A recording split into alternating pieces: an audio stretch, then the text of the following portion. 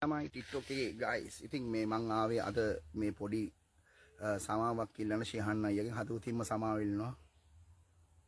මොකද මේ ඔයාට අවුරුදු 3කට කලින් මගේ අතින් මොකක් හරි වරදක් වුණා නම් I am very sorry.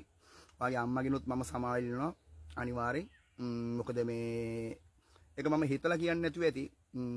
මොකද මේ කුණුහරුප කියන දේවල් අපි හිත කියන්නේ නැහැ.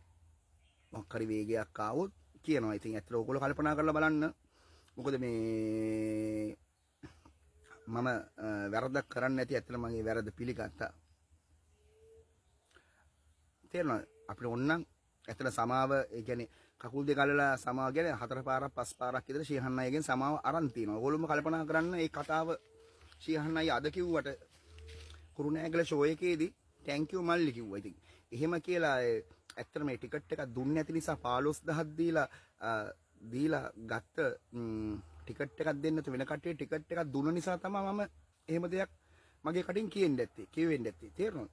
ඒක නිසා ඕගොල්ලෝ කල්පනා කරන්න මොකද බොහොම අමාරුවෙන් හදාගත්ත තත්ත්වේ ඔරිජිනල් සිද්දුවක් කියලා.